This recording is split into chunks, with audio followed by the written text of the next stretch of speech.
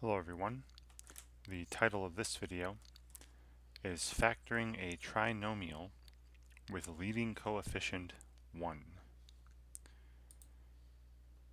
Every exercise, every example I'm going to be showing you in this video is taken directly from a free online textbook at openstacks.org, and it's their algebra and trigonometry text.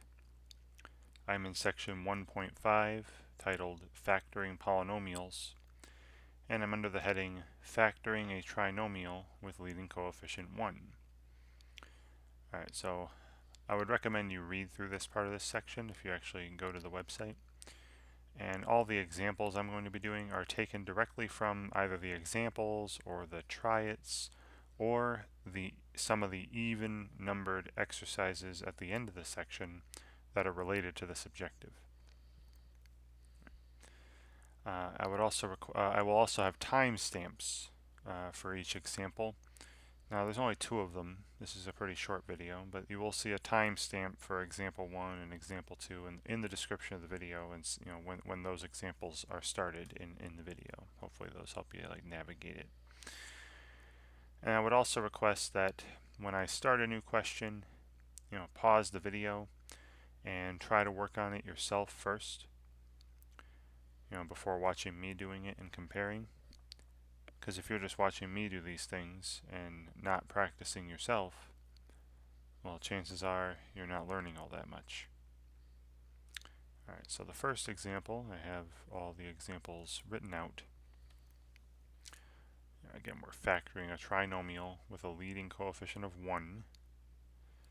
And we're just simply asked to factor. Now remember, factoring means to rewrite an expression as a product, right, as a multiplication or a multiplicative expression.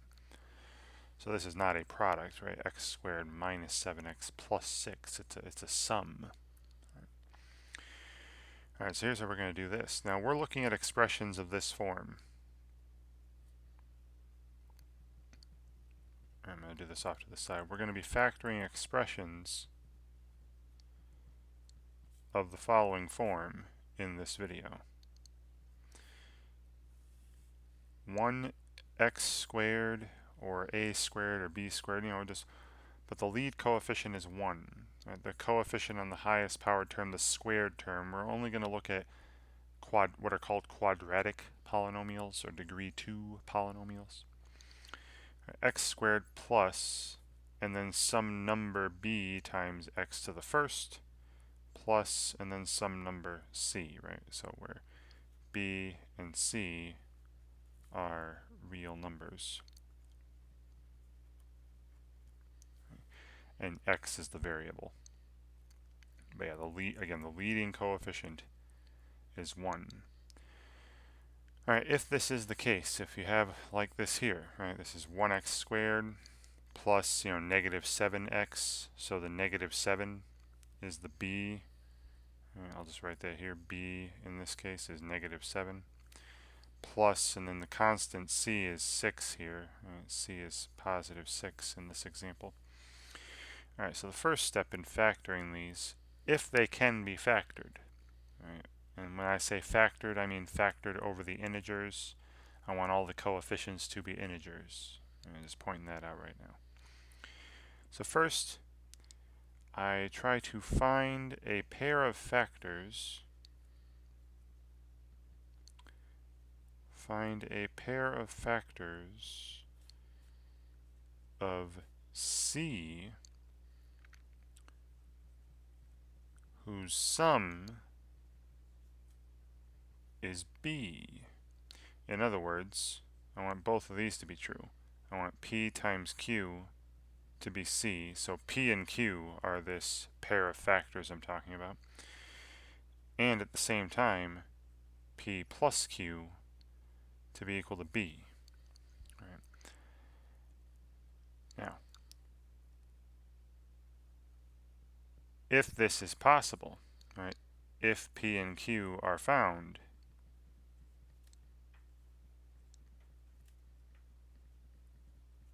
if p and q exist,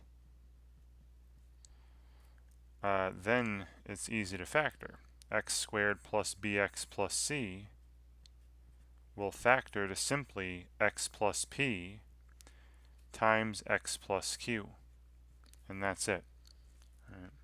Very, very simple.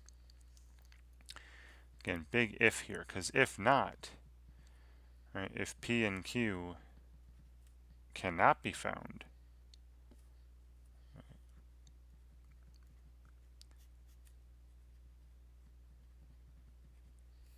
then the polynomial will be considered prime.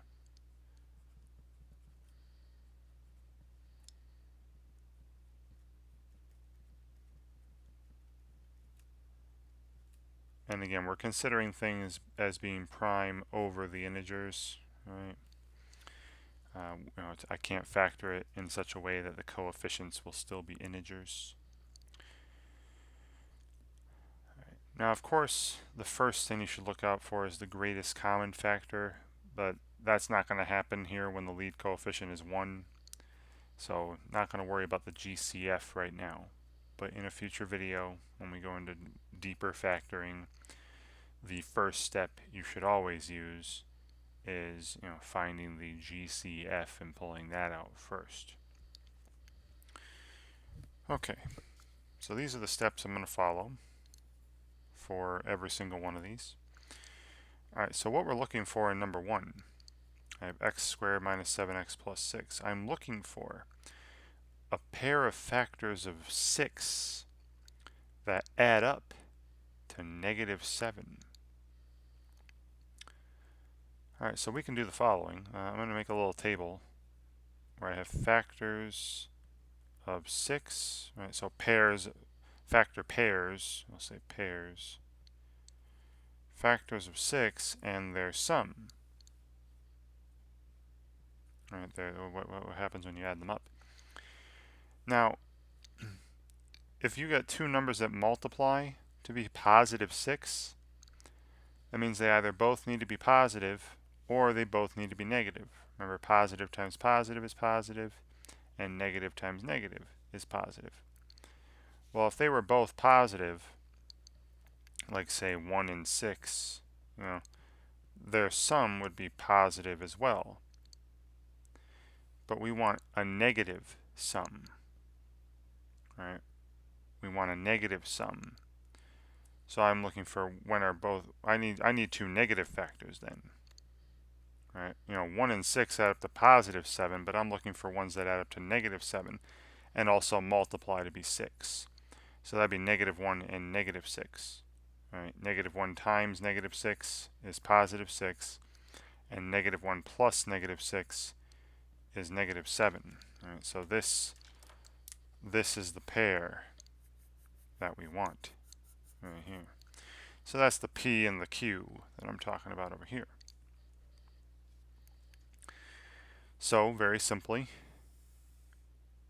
this will be equal to x squared minus 7x plus 6 will be equal to x plus negative 1, or just x minus 1, times x plus negative 6. So x minus 6.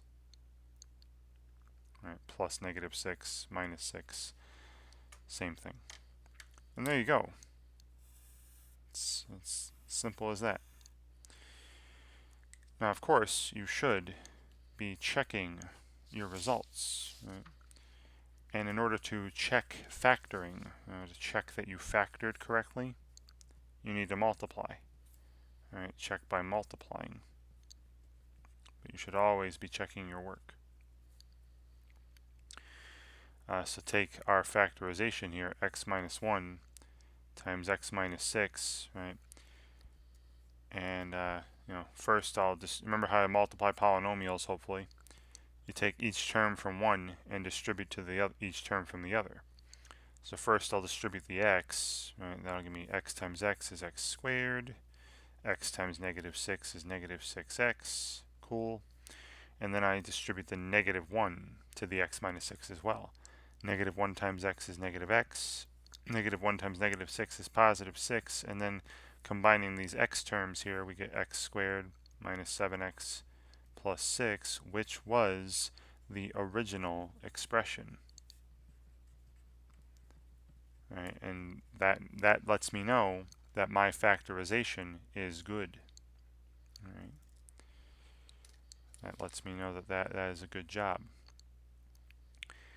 Now, another way you could test if a factorization is good, or if two expressions are actually equal, right? Is x squared minus 7x plus 6 actually equal to x minus 1 times x minus 6? Well, the only way two expressions are actually equal is if they take on the same value no matter what you plug in for the variables. Right? So you could do this by hand. You can start plugging in some numbers for x and see what the value of the original expression and what the value of this final expression are. I'm going to show you this on a website though. All right, how to test this out with a this is a free online graphing calculator at desmos.com. And what I'm going to do is I'm going to put in one expression, x, that the first expression we were given was x squared minus 7x plus 6. Right? And over off to the side, you see the graph of y equals. I don't have to type the y equals though, but there's the graph of y equals x squared minus 7x plus 6. But what I'm going to do is I'm going to pull up a table for this so we can see the value of this expression for different values of x. When x is negative 2, the value of this expression is 24. When x is negative 1, the value of this expression is 14, and so on. All right, then I'm going to put in the what we got at the end, x minus 1 times x minus 6. Now, hopefully you see off on the graph here that they are the same thing. I turn this off and on and off and on, and you see it's coming, the graph of it, y equals this, comes right on top of the other one. But if I also show you a table for this expression, see I'm getting the same outputs for the same inputs, right? The value of this expression when x is negative 2 is also 24. And when x is negative 1, it's also 14. And when x is 0, it's also 6. And you can test any value you want. Go up here to the original expression, plug in 7, get an output of 6. Go down here, plug in 7, you get an output of 6. All right, and you can put in whatever you want. All right, I put in, say, 1.3. For this expression, I get negative 1.41. Up here, the original expression, I put in 1.3, get the same output, negative 1.41. All right, so that gives me a rougher idea. Now, it doesn't prove anything, but it does make me believe that these are indeed equal, right? Because they have the same value no matter what I plug in for the variables. Right, so check by multiplying by hand, or test things out, but you should always be checking your work, right? Double checking your work before you say it's complete. All right, and then I'm going to be following. I only have one more of these. Right? You can see other practice in other videos, I'm sure, but we're going to be factoring plenty coming up in other videos. So I'm going to follow the same steps again. I have another quadratic polynomial, another polynomial of this form, 1x squared plus bx plus c. And I'm going to follow the same steps. So it's 1x, again, the lead coefficient is 1. The value of b here is positive 2. And the value of c, this is plus negative 15. The constant term c is negative 15. All right, and then the same procedure. I'm going to try to find a pair of factors of negative 15 that have a sum of positive 2. So I'll make a little table. Right, now, if you can already see what they are, which these are pretty small numbers, I can see it already. But here are pairs of factors of negative 15, and then their sum. And we're looking for a sum of 2. Now, remember, this is a negative number. So if I have two factors, one has to be positive and the other one has to be negative. All right, one has to be positive and the other one has to be negative. All right. But it can't be like this. Say 1 and negative 15. Those make negative 15 when I multiply them. But you see their sum would be negative. It would be negative 14. That's no good. That's not 2. But you see the sum is negative when the negative number has a bigger magnitude. See, the negative number has a 15, the positive is a 1. You know, the negative number has a larger magnitude, so when you add them, you're going to get a negative result.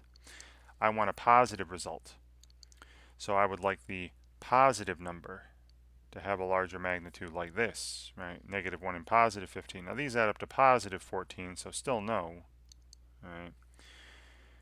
But I'm going to keep working on now where the positive number has a larger magnitude than the negative number. All right, so 2 doesn't go into 15, 3 does, right? Negative 3 and positive 5.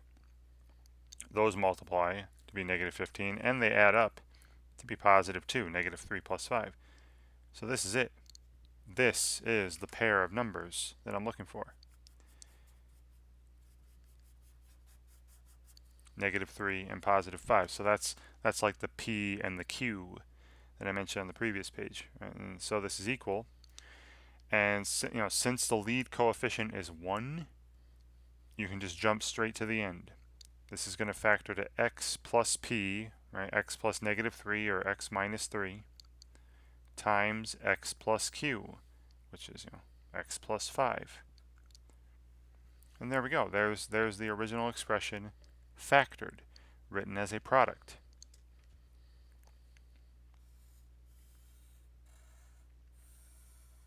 All right, but please don't forget to check your result. Take x minus 3 and multiply it by x plus 5. So distribute the x to the x plus 5, distribute the negative 3 to the x plus 5, and combine like terms. You should end up with x squared plus 2x minus 15. And you can also test some values if you want, just to make sure that they're actually equal, just to believe it for yourself.